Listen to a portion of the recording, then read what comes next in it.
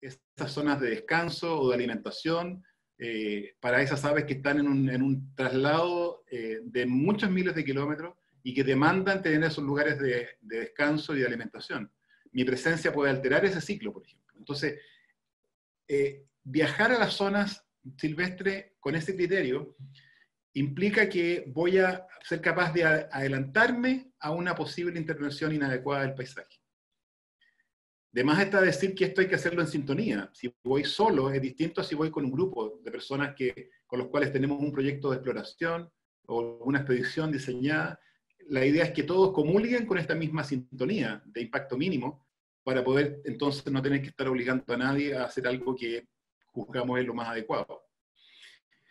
El segundo principio de esta metodología tiene que ver con acampar en superficies resistentes. Es decir, esto a veces es complejo de administrar porque uno cuando está en expediciones no tiene muy claro, sobre todo si va a lugares remotos, en lugares donde no ha visitado con antelación, no tiene muy claro cuál es la topografía del lugar ni cuáles son las condiciones. Recuerdo ese campamento, por ejemplo, que están observando ahí, es una expedición que hicimos en el valle del río Nef, con un grupo de amigos hace unos años atrás, y resultó de un campamento de emergencia, luego una jornada extenuante de todo el día, con mochilas muy cargadas, muy pesadas, y con nieve, con aguanieve, con lluvia.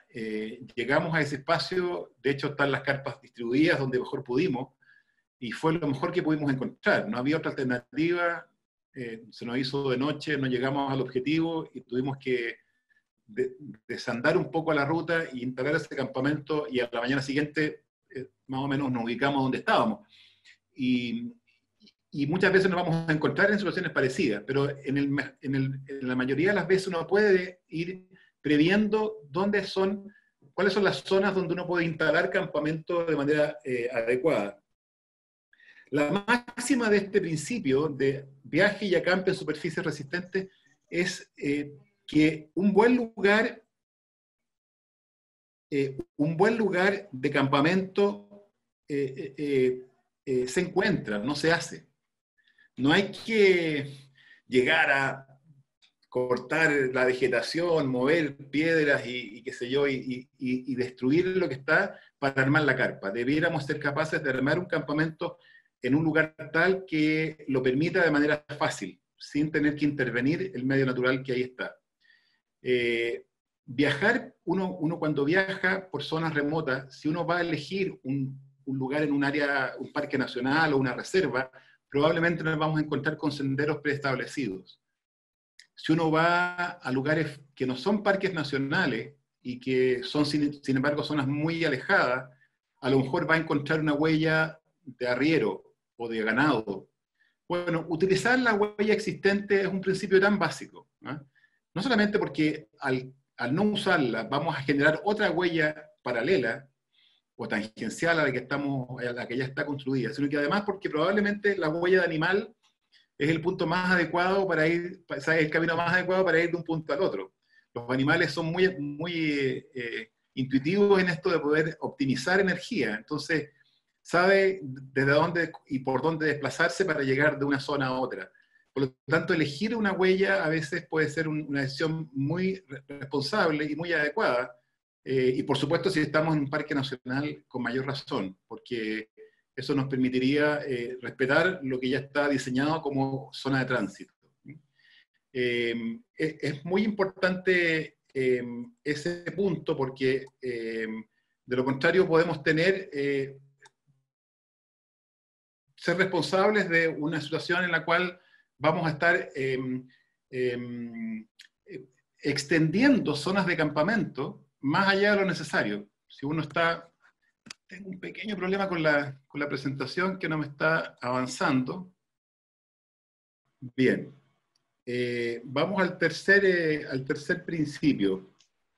Disponga adecuadamente de sus desechos. Lo que conversábamos insistentemente tiene que ver con diseñar lo que voy a llevar. Todo lo que llevo a un área silvestre, a un área remota, debe ser traído de vuelta, debe ser cargado por nosotros en lo posible para el retorno a la casa o a la ciudad de donde provenga. Se trata entonces de poner un poco de atención previa a administrar esos desechos que se van a producir de todas maneras.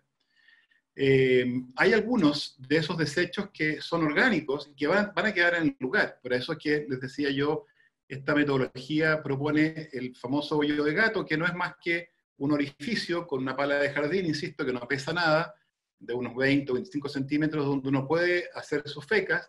La orina en general es bastante inocua, no tiene impacto sobre el medio. Se recomienda orinar sobre piedra o sobre roca, por un tema nada más que de olores y ese tipo, pero en general lo que podría ser más dañino son restos de comida. Tendemos a veces de manera errónea a enterrar esos restos de alimentación o de quemar eso. Todas estas prácticas van generando impacto, porque además van a quedar como residuos posibles para fauna silvestre. Por lo tanto, no es recomendable. Lo recomendable es poder triturar la materia que vaya quedando, que sea degradable, digamos, y esparcirla en un área amplia, o simplemente acarrearla de regreso. No es bueno que dejemos desechos de nuestra presencia, para qué decir plástico o latas, etc. El cuarto principio dice que tiene que ver con el tema de la vida silvestre, de la flora y fauna de un lugar. En general, la recomendación es guardar silencio. Nosotros estamos muy habituados en la ciudad a hablar fuerte, a gritar mucho, porque si no, no nos escuchamos, entre tanto ruido. A veces ocurre que la gente va a experiencias de vida en la naturaleza y lleva equipos de música, por ejemplo, y eso tiene una doble dimensión que es importante considerar. Por un lado, la música altera, evidentemente, el ecosistema, está introduciendo un sonido, un ruido que no es habitual para el sector, y por otro me expone a mí de manera distraída respecto de lo que está ocurriendo en el entorno. Yo tengo que estar ahí con mis 5 sentidos o con todos mis sentidos concentrado en lo que está ocurriendo en ese espacio salvaje. Debo estar evaluando lo que pasa junto con disfrutarlo. Eso es una mezcla entre disfrutar y también atender. Por lo tanto, si yo cargo conmigo elementos distractores, puedo perder la concentración por un lado, y puedo también incidir en la conducta de la vida silvestre. Hay zonas particularmente frágiles para caminar, por ejemplo, zonas de líquenes o de musgos que son vegetación delicada, que hay que evitar cuando uno camina por lugares silvestres. Hay que estar atento a eso. Nunca alimentar, por ejemplo, animales silvestres, nunca entregar comida, porque eso es una costumbre que genera dependencia y además rompe la cadena alimenticia natural de un zorro o de un ave. Nunca acercarse demasiado a un animal salvaje, potencialmente peligroso. Nunca acosarlo, ni menos acorralarlo. Hemos estado caminando a veces en solitario por sectores donde hay mucha presencia de guanaco y por lo tanto presencia de puma, y sin embargo yo por lo menos no he visto nunca un puma en condiciones de vida libre, digamos, silvestre. Probablemente ellos sí me han visto a mí, y son en general animales que rehuyen la presencia humana, y que podrían eventualmente ser de peligro si uno comete el error, por ejemplo, de acercarse más de la cuenta, o de interferir entre una madre y su cría, o de acercarse a una zona de alimentación. Hay que estar atento, escuchando el paisaje, escuchando la vida, la flora y fauna del lugar, para evitar que esos espacios frágiles puedan sentirse vulnerados por nuestra actividad. En general, la recomendación que yo hago es cultivar el silencio. como profe, y los que me conocen lo saben, nos gusta mucho conversar y somos buenos para la conversación y es una maravillosa posibilidad de encuentro. Y estos espacios de naturaleza me enseñan a mí por lo menos el valor del silencio y de estar atento escuchándome y escuchando el entorno. A veces podemos ir en un grupo de 6 o 8 personas caminando y cada cual va en lo propio. Llegar el momento de descansar juntos, de compartir algún alimento o de armar el campamento al final de la jornada. Pero durante el día mantenemos el silencio y eso nos permite alterar poco el contexto natural y también compenetrarnos del contexto natural. Sigamos avanzando. El quinto principio de mínimo impacto da cuenta de el uso de la fogata. Hago una confesión pública, mi vocación pirómana se mantiene hasta el día de hoy. Debo hacer esfuerzo para reprimir el impulso natural, a lo mejor aprendido en la etapa escolar, en los fogones scout. Pero claro, un fuego en campamento en la noche es una tentación ineludible. Y es posible hacerlo también, no hay que ser tampoco demasiado extremo en esto, pero si usted no va a permanecer en un lugar de manera muy prolongada, lo ideal es minimizar el uso del fuego. Y por lo tanto, nunca pretender diseñar una expedición cocinando con fuego. Lo ideal sería buscar otro tipo de dispositivos técnicos como las cocinillas a gas o las cocinillas a combustible, que permiten una maniobra fácil, sencilla y limpia para obtener alimentos calientes durante la jornada. El uso del fuego hay que tenerlo muy controlado.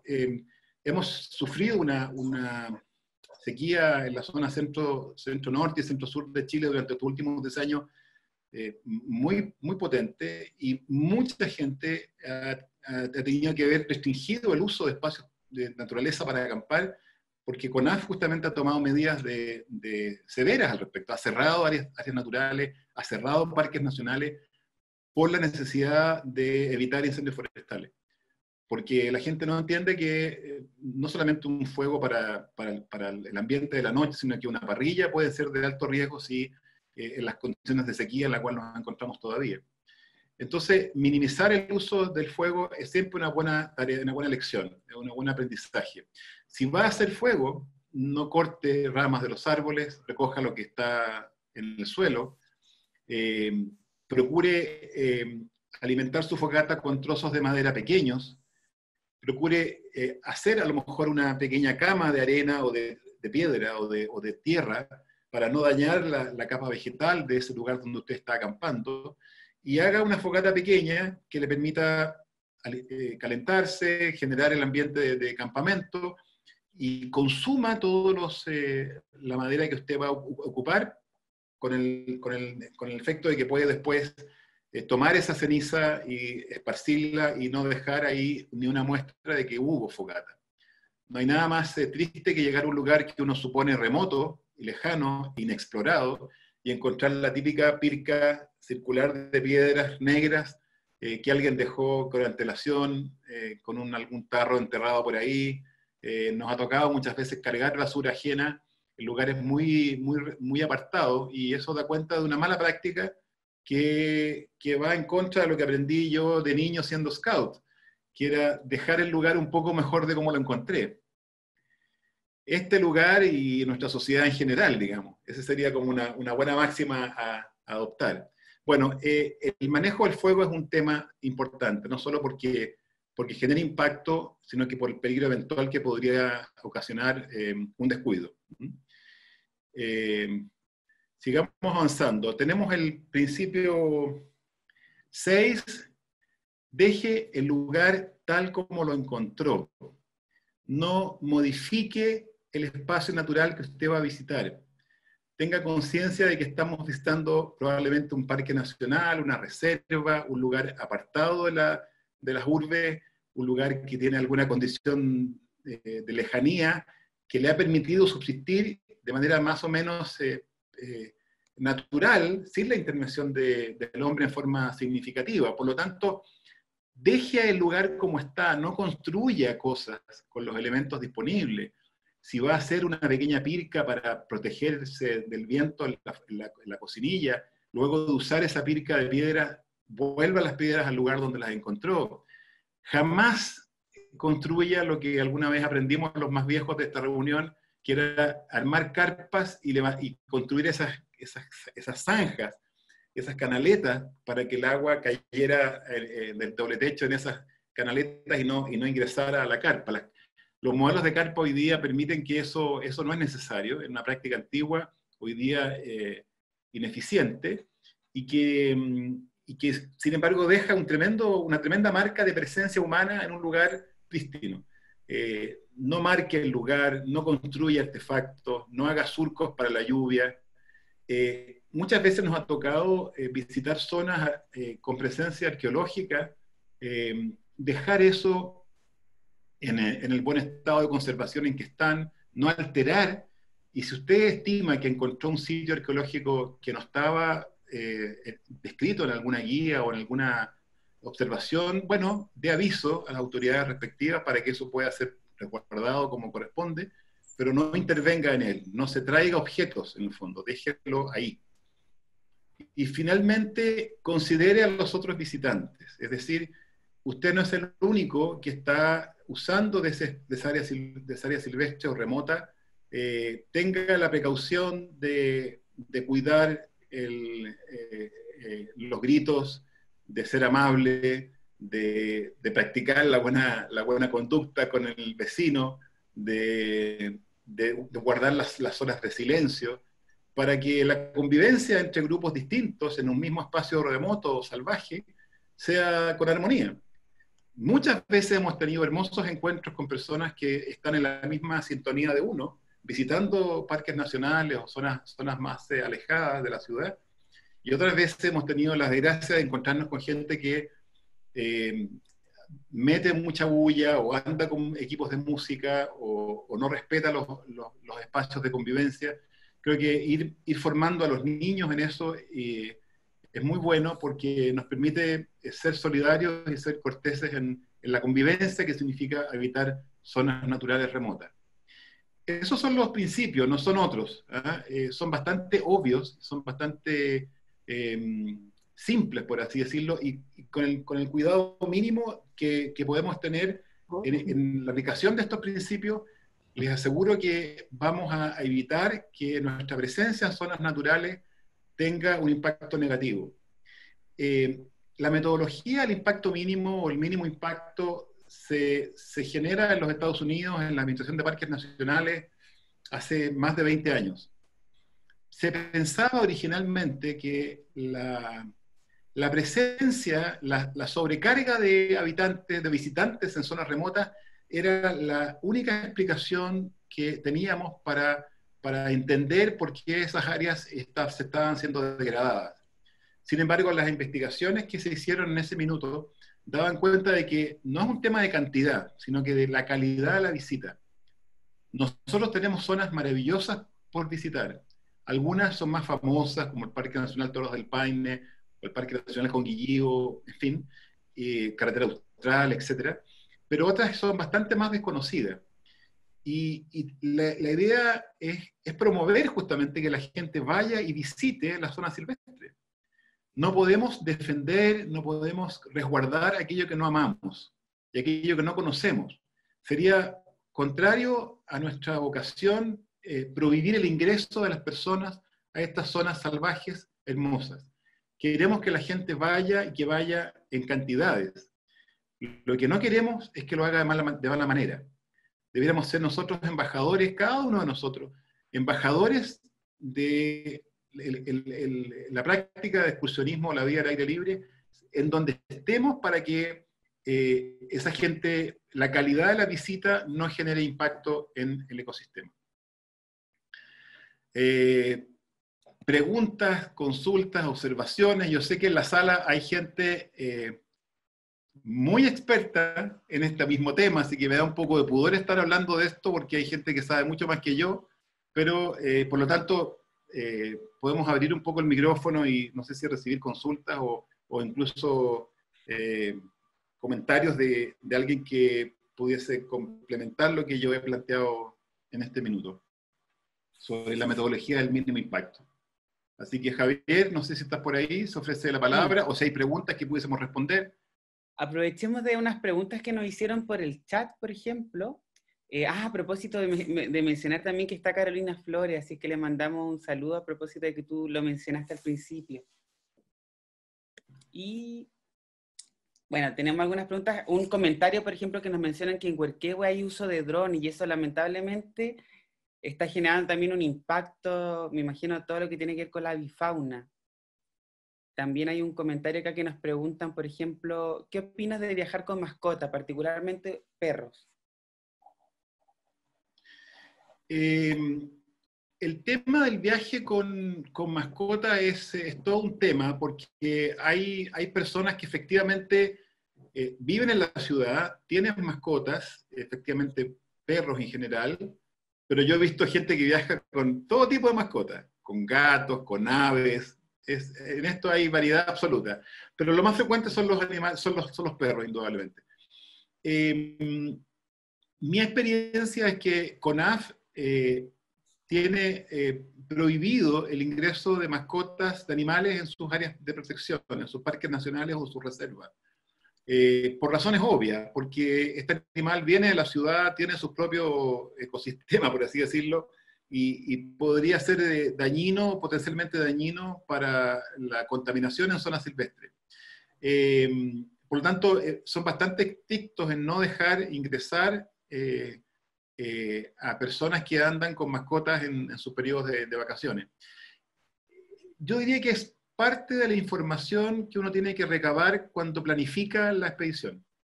Saber en qué lugares efectivamente es posible llevar mascotas y en qué lugares no es posible llevar mascotas.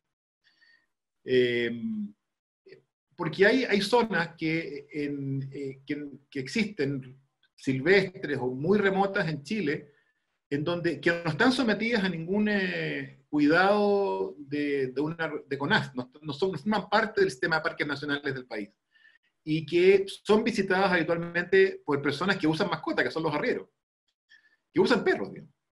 Entonces, depende, o sea, habrá lugares en los cuales esto será estrictamente prohibido y con toda razón, porque altera el ecosistema local, y otros lugares donde a lo mejor podrá ser posible llevar a tu perro con los cuidados respectivos de, de que no vayan a dañar a otros, ni lo mismo que te puedo mostrar en la ciudad, digamos.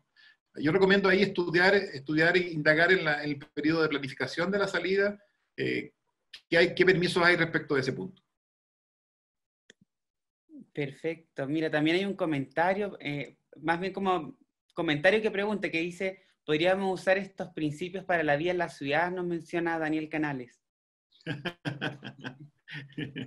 Buena, sí. Claro. Pero es curioso lo que ha pasado ahí, y no sé si ustedes están conmigo en esta observación, porque en alguna medida yo no formo parte de una generación que, que creó conciencia de lo que es el tema del reciclaje, por ejemplo. Ha sido para mí un aprendizaje tardío, por así decirlo. Claro, entendíamos el tema de no contaminar y de no dejar rastro, pero esto de reciclar en la ciudad es un tema nuevo y lo hemos adoptado crecientemente en las ciudades. Y hoy día es una práctica muy, muy amplia y muy socializada en todos nosotros. O sea, podría ser una especie como de consecuencia lógica de lo que estamos conversando, ¿no? Cada vez más las ciudades y los municipios están generando infraestructura para administrar la basura que generamos como habitantes de la urbe. ¿Eh? Y eso, en alguna medida, tiene que ver con lo que estamos conversando. Ahí, bueno, también hay un comentario bien interesante acá que nos menciona Juan Patricio Carvajal, que dice que hay una nueva manera de defecar en la montaña, no es enterrar solamente la feca, sino desparramarla. Como hay una técnica también, ¿cierto?, que es como sobre una roca, que le llegue el sol para que pueda rápidamente descomponerse, o trasladarla también. Claro, yo he escuchado eso, la verdad que no la he practicado, lo digo con toda sinceridad, pero me quedo con la metodología propuesta de enterrarla. Ahora, ojo con enterrar, no en cualquier lugar.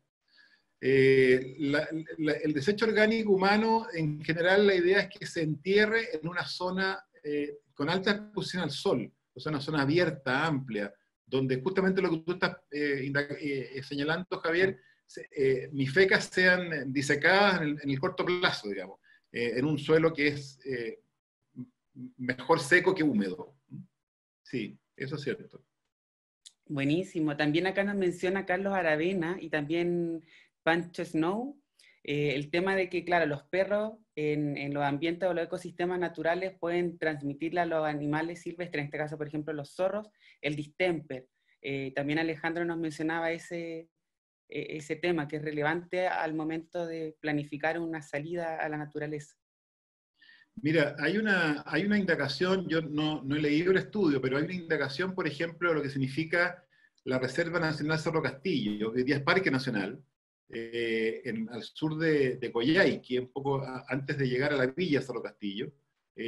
Uno va por carretera austral en ese sector pavimentada incluso, que cruza esta Reserva Nacional, este parque, y de hecho hay información, hay aviso carretero que anuncia la presencia de huemules.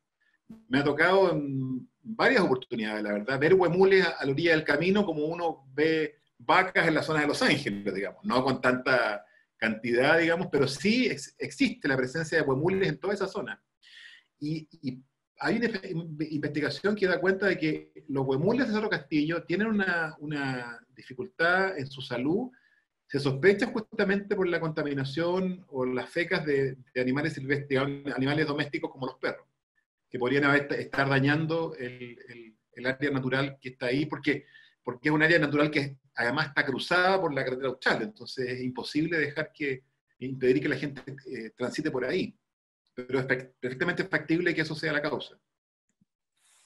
Buenísimo, Ignacio. Mira, hay dos temas que en realidad como que han llamado harta la atención. Nos mencionan hartas personas, por ejemplo, Leonora, nos menciona también Carmencha y también Francisco Snow. El tema, nuevamente, la de defecar sobre la roca, que algunos le dicen hasta pintarla, como ser un artista ahí en la roca. Y la otra que es como muy utilizada y que nos mencionaba Ernesto también, que se hace en la montaña, que es trasladar las fecas en un tubo de PVC, por ejemplo, que también eso se utiliza harto en alta montaña también. Exactamente, sí. Yo lo sabía eso porque la dificultad de la alta montaña significa que no vas a tener espacio seco donde dejar tu desecho orgánico. Vas a estar siempre expuesto a una nieve o eventualmente a un glaciar que va a tener vida propia. La nieve se va a derretir y el glaciar se va a trasladar. Por lo tanto, dejar feca ahí es seguro que vas a contaminar en algún minuto. Puede que pase un periodo de tiempo congelada, pero luego al final del día eso se va a desparramar. Por lo tanto, también he escuchado que en alta montaña se está usando ese método. Es cierto. Todo lo que tenga que ver con la intervención nuestra, que es ajena al lugar, hay que intentar minimizarla y traerla de regreso. Muchas veces pensamos que, por ejemplo, que el papel que usamos para ir al baño, no, si lo entierro no pasa nada. Eso pero dura menos de un día, luego que nos hemos ido, porque lo hemos visto muchas veces. Basta un zorro, un ratón que excaven luego por olor, restos de comida, y eso va a quedar de nuevo expuesto, y el viento lo va a trasladar y va a ser una basura que va a quedar ahí un tiempo. Tratar de acarrear todo eso, se va transformando al final la comida que llevamos, si la hemos reembolsado en Santiago o en la ciudad donde habitemos habitualmente, y la hemos reembolsado y hemos desechado en la ciudad todo lo que es el envoltorio de un producto que tiene mucha publicidad incorporada, pero no es útil para el traslado físico, vamos a dejar acá en la ciudad con posibilidades efectivas de reciclaje mucho material de basura que podríamos evitar llevar a áreas naturales. Gracias, Bien, Ignacio. Sí. si estamos ahí, vamos a ir a la segunda presentación. Déjenme un minuto para ver cómo hacemos el cambio y seguimos con la conversa.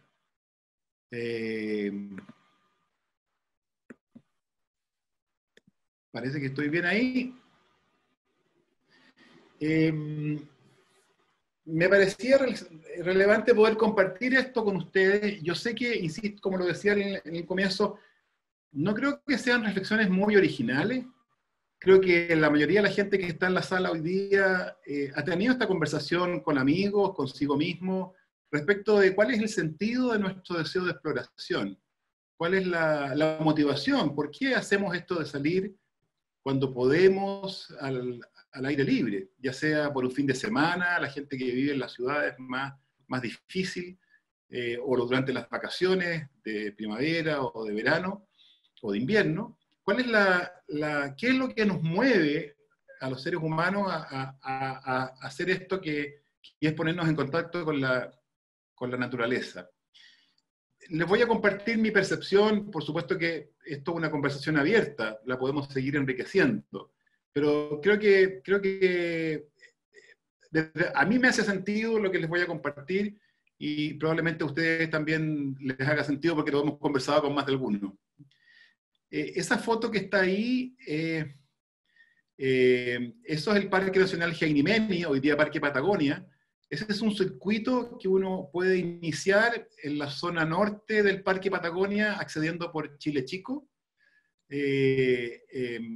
y saliendo a Cochrane, o al Valle de Chacabuco, un poco antes. Este es un circuito que tiene ese portezuelo, el portezuelo La Gloria, donde uno tiene esa hermosa vista en una jornada de primavera, y cae a este lago maravilloso en rumbo hacia el Valle de Chacabuco. Este es un circuito que yo recomiendo muchísimo, en el lado de Gegnimeni, hasta la caminata de 4 días hasta el Valle de Chacabuco, y si uno quisiera extender este circuito de caminata, lo puede extender 2 días más hasta salir a Cochrane. Una zona muy poco visitada, afortunadamente se mantiene en muy buenas condiciones. Hoy día forma parte del Gran Parque Patagonia, y la verdad que vale la pena. Es una muy buena posibilidad de viaje. ¿Por qué realizamos actividades al aire libre? En mi caso particular, yo me motiva realizar o diseñar actividades al aire libre por el placer de compartir. Por el placer de compartir con la naturaleza, con los medios naturales, de ponerme en contacto con los elementos básicos del paisaje, con el sol, con el agua, con el viento, con la cordillera, con los bosques, con el agua, con la tierra. Me genera placer el simple hecho de estar ahí. No tengo una explicación muy clara de por qué ocurre eso en mí, probablemente ustedes tampoco la tengan, pero algo nos pasa o algo me pasa cuando estoy ahí. Y simplemente estoy, sin que eso signifique una gran derroche de actividad o de programa. Simplemente me genera placer el compartir con los elementos básicos. Estamos tan distanciados en la vida de la ciudad de lo que es los elementos naturales directos, que nos olvidamos de vincularnos con los ritmos naturales. Entonces, para mí, esos espacios son como de volver a un ciclo natural de relación, en donde no puedo seguir funcionando si el sol se pone, pero puedo funcionar en la mañana, donde me importa el sol, me importa la noche, me importa la luz, me importa el agua, me importa la energía que me proporcionan los alimentos, me importa chequear mi nivel de agotamiento, me pongo en contacto con lo que el medio natural me está regalando como experiencia. Me genera placer. Quizás lo heredo de no sé de quién, puede ser de mi padre, que conocí poco, pero que formó a mis hermanas mayores en el gusto por el nado, por la vida al aire libre. A lo mejor en parte tiene que ver mi escuela. Me formé en un colegio donde desde muy pequeño, a través del escautismo, vibrábamos con la actividad de paseos en naturaleza. Lo seguí practicando en la universidad a través del montañismo, en la Universidad Católica. y lo hice parte del estilo de vida de nuestra familia. Pero está ahí. El solo hecho de estar es maravilloso. Pero no solo el compartir con la naturaleza, sino que también lo hago porque me encanta compartir con personas. Los que me conocen saben que es parte de mi forma de ser y en ese contexto es donde se producen conversas muy, muy hermosas, relaciones muy concretas, a veces conversaciones más bien breves, pero muy significativas. Entonces, el compartir ese entorno con amigos, con familiares, con compañeros de ruta o de aventura, es un placer enorme. Lo hago por eso en parte. Tiene que ver con estas dos palabras en alguna medida. Por un lado, la curiosidad también de saber qué hay más allá. En esto la Pía, mi señora, siempre me lo saca a relucir porque a veces nos hemos metido en problemas en vacaciones cuando queremos ir un poco más allá, mirar la otra orilla del río, ¿ah? Porque hay un elemento de curiosidad que está ahí presente, de saber, de conocer, de indagar, de imaginar qué hay después de la próxima cumbre. Y eso me parece que es una condición de niñez que no he olvidado, gracias a Dios. Y lo otro que también me interesa y por lo cual también hago actividades al aire libre es por el desafío que implica. Y voy a explicar más adelante en qué consiste esa manera de desafiarme, que no tiene que ver con el desafío deportivo estrictamente. Me apasiona, me entusiasma viajar al aire libre por lo que les comentaba, por practicar algo que a veces se me olvida con facilidad en la ciudad, que es guardar silencio. Me encanta cómo la naturaleza me exige quedarme callado. Y no solo para escucharme yo y dejar de hablar, sino que para escuchar el entorno. Es tan importante estar conectado con el entorno cuando uno está al aire libre que lo contrario podría ser muy peligroso no hacerlo. Uy, esto se me trancó de nuevo. Voy a tener que volver a hacer el ejercicio, discúlpenme. A ver. Vamos a ver si funciona. Parece que sí, ahí está entrando de nuevo. Ya. Hablábamos del silencio y de la contemplación. Juzgo que solo desde el silencio me es posible, al menos a mí, contemplar. Contemplar lo que está pasando con mi compañero de expedición o lo que está pasando con el paisaje. Y eso tiene que ver también con un gusto especial por lo inútil. Juzgo que me atrae tremendamente el poder realizar actividades que no tengan un beneficio pragmático detrás. La conquista de lo inútil. ¿Qué es más inútil? Sería una buena pregunta a hacer, pero desde los ojos del mundo normal, el gastar tiempo en un viaje, en una expedición, que no va a conseguir mucho, comillas, es algo que me produce atractivo, me genera motivación. Porque estamos tan cargados hacia el cálculo estratégico, que damos poco espacio a la esperanza de poder jugar como lo hacíamos cuando éramos niños, sin buscar otra recompensa que el simple placer de estar ahí. Entonces, eso es algo que también me motiva. Y para eso, y aquí conecto con lo que decía respecto al desafío, para muchas personas que conozco o que me conocen poco a mí, piensan que lo que yo realizo cuando voy a actividad al aire libre es hacer deporte. Y juzgan que soy un deportista outdoors. Y la verdad que es al revés. Yo no tengo interés como objetivo final en la práctica deportiva. Yo pienso que practico deportes porque me permiten estar en la naturaleza.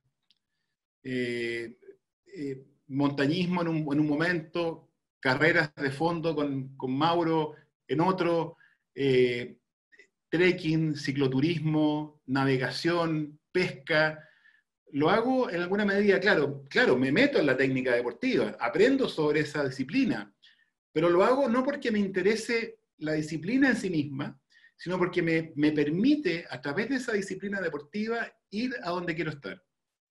Y ese es para mí el sentido de la actividad deportiva, en este caso de naturaleza. Siento que por ahí va mi conexión con eso.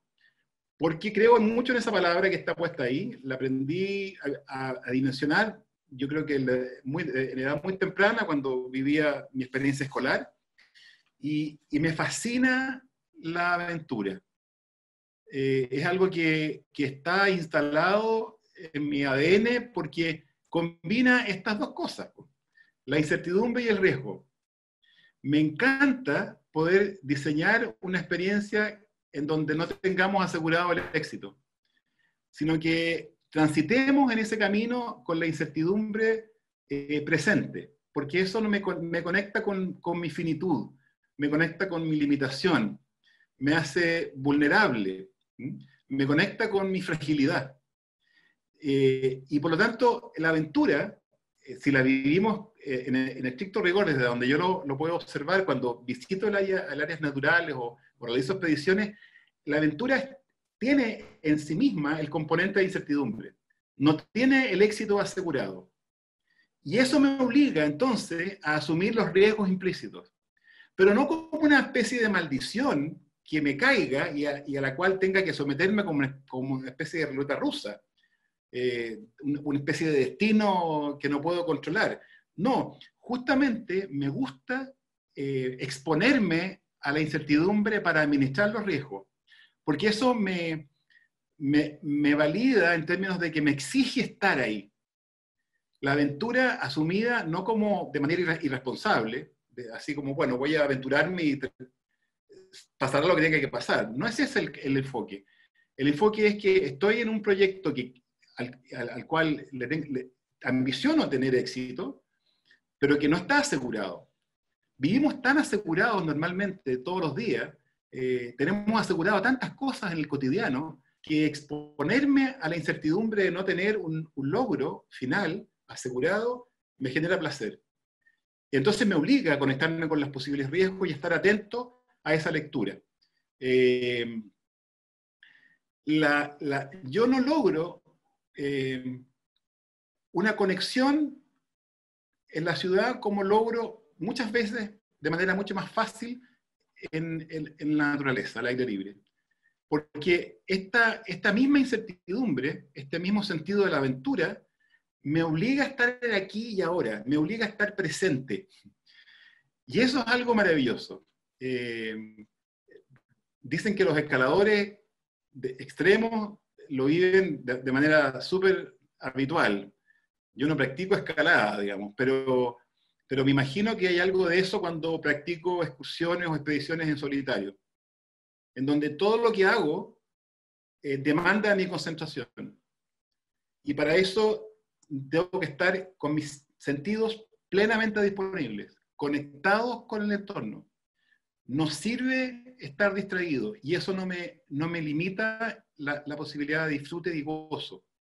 O sea, estar atento a lo que está ocurriendo en mi entorno me permite seguir vivo, me permite conectarme en el presente, me permite estar aquí y ahora, no pensando en lo que pasó ni en lo que vendrá.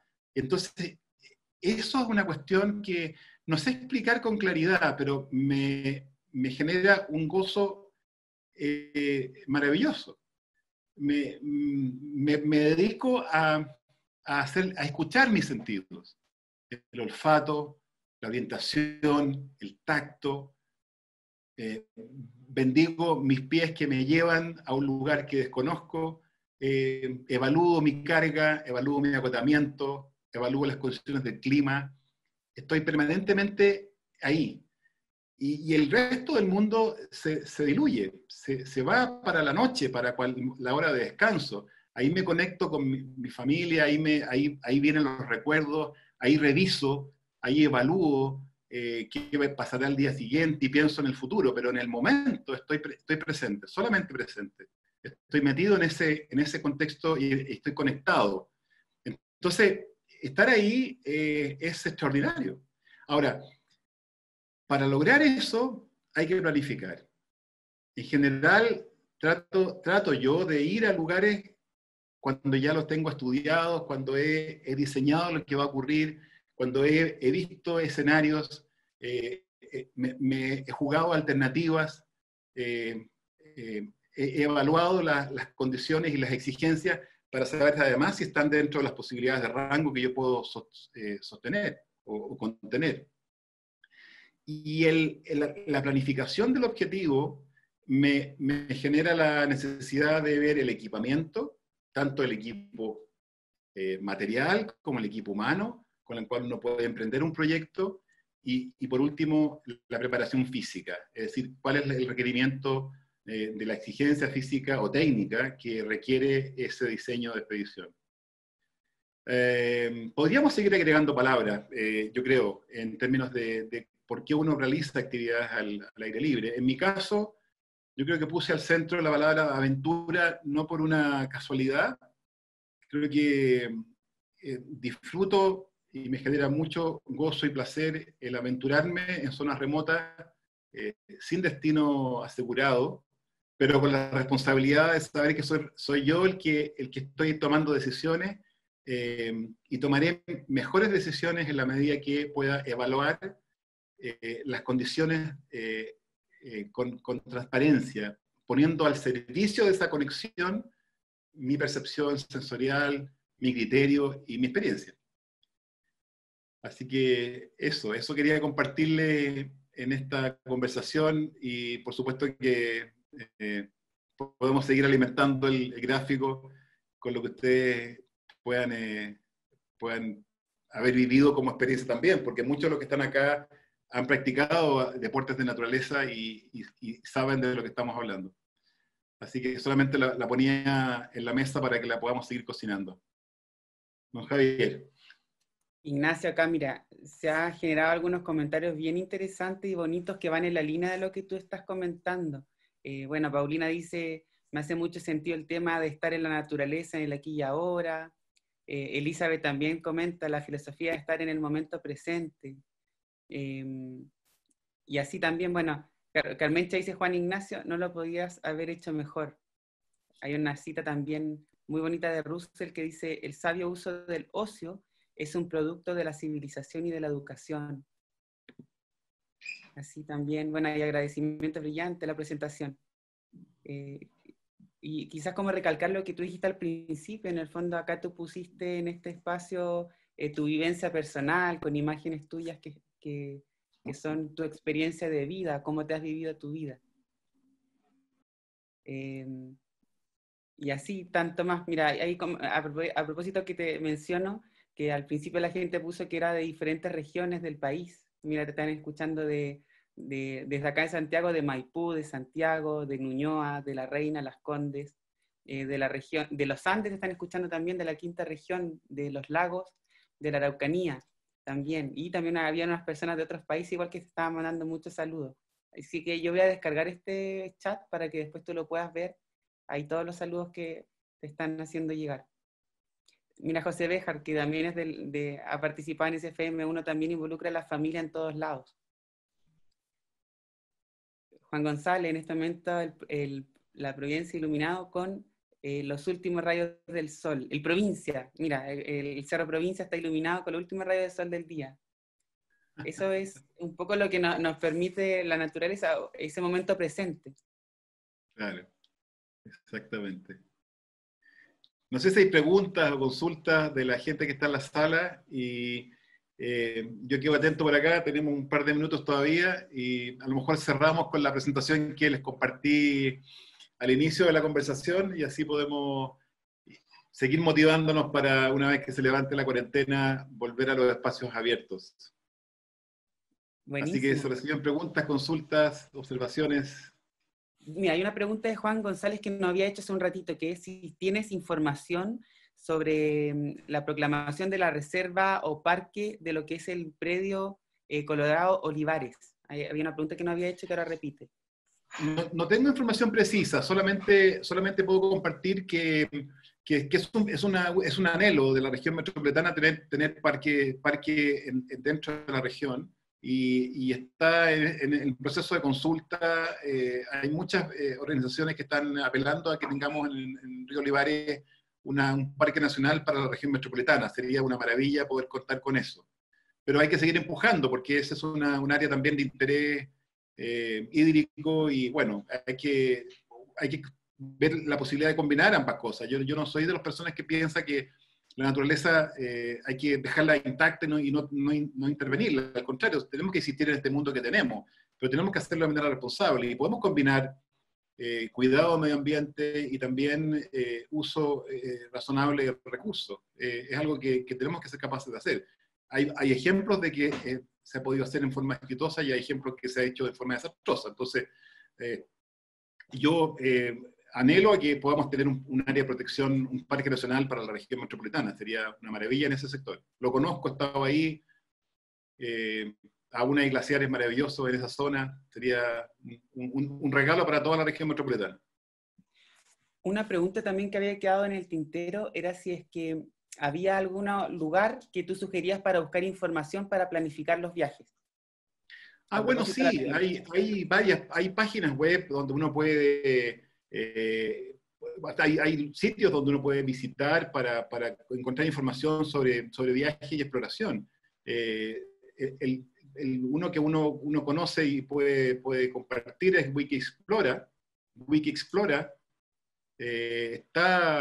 Hay rutas en todas las regiones de Chile, y se pueden elegir por regiones y por zonas geográficas, y puedes elegir ahí sugerencias, porque sin duda alguna no vas a encontrar la solución a tu viaje. Probablemente tu viaje va a ser una combinación de algo de información y también de tu curiosidad propia, digamos. Pero hay zonas donde uno podría googlear, y hay varios sitios donde uno puede encontrar material de rutas y recorridos, objetivos de montaña, de media montaña o de alta montaña, en el norte, en el centro o en el sur de Chile. A propósito también que te mandan saludos de Colombia, Mauricio Bernal, que estaba ahí con un paisaje detrás verde, así que te manda muchos saludos. Sí, el Mauro ahí con su plantación de café, muy buen amigo, además produciendo café orgánico en las proximidades de Bogotá. Un gran abrazo para Mauro. Muchas gracias.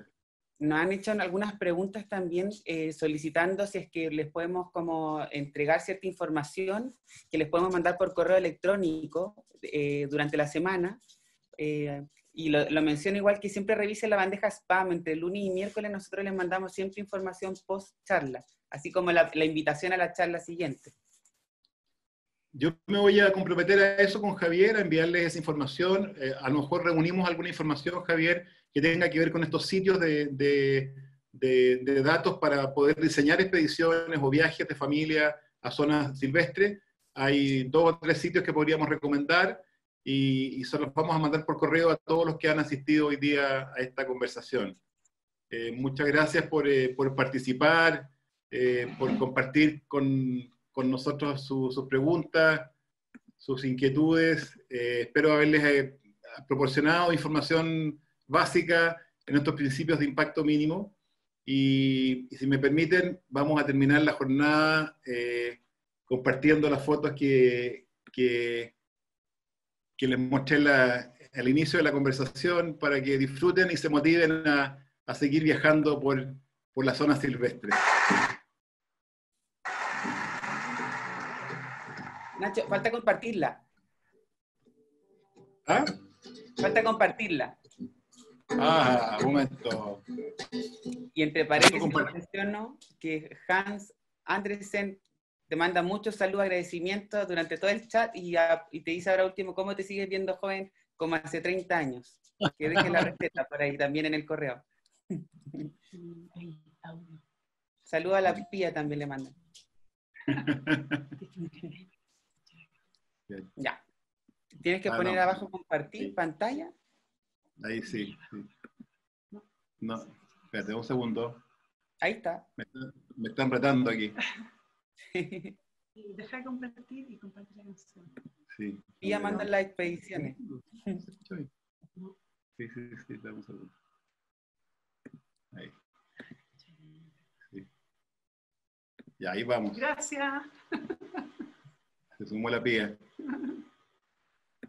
Ya, vamos. ¿Ahora sí? Ahora sí, ahora sí. Aquí está.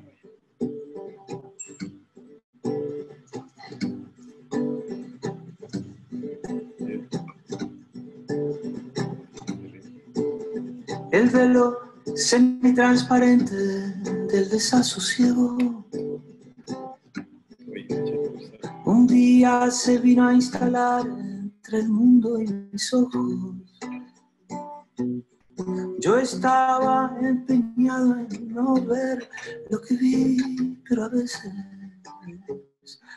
la vida es más compleja de lo que parece. Pensaste que me iba a quebrar y subiste tu apuesta.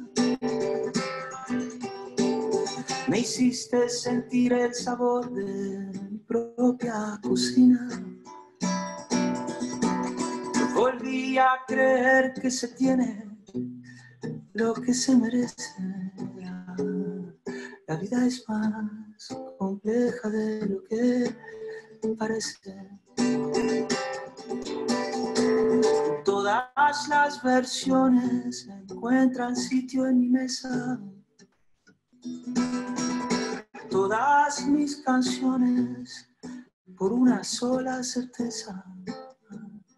No quiero que lleves de mí nada que no te marque. Y el tiempo dirá si al final nos valió lo dolido. Perderme por lo que yo vi te rejuvenece. Ah, la vida es más compleja de lo que parece.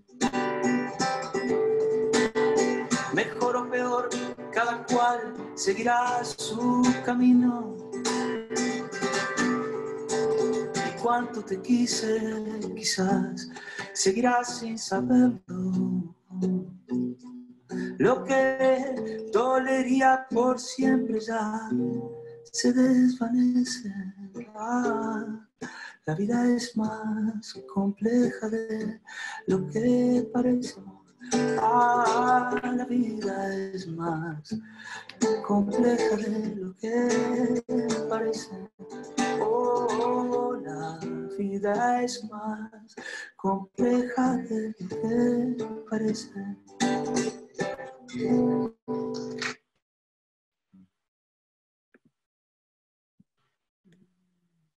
A viajar. Muchas gracias, Ignacio. Por la presencia de todos. Aprovecho de cerrar agradeciendo el proyecto en que estamos embarcados con el Centro de Formación de Montaña. Es una iniciativa como una escuela de formación que tiene una perspectiva de largo plazo. Es una alianza estratégica entre Programa Aventura y Anglo América. Nos enorgullece poder contar con recursos y con la voluntad y la decisión de un proyecto que está siendo armado en conjunto entre Anglo American y Programa Aventura. Hemos puesto nuestra mejor voluntad todos para lograr que este centro de formación de montaña pueda llegar a mucha gente. La pandemia nos ha mostrado que hay que variar y hay que rediseñar cuando las condiciones cambian. Y hoy día probablemente vamos a salir fortalecidos en un enfoque distinto, pero el centro va a seguir existiendo. Volveremos a la práctica de la enseñanza en terreno en su momento, pero mientras tanto vamos a seguir conectados por estas plataformas. Muchas gracias a ustedes por eso y por apoyar esta iniciativa de formación. Que tengan buena tarde y buen fin de semana.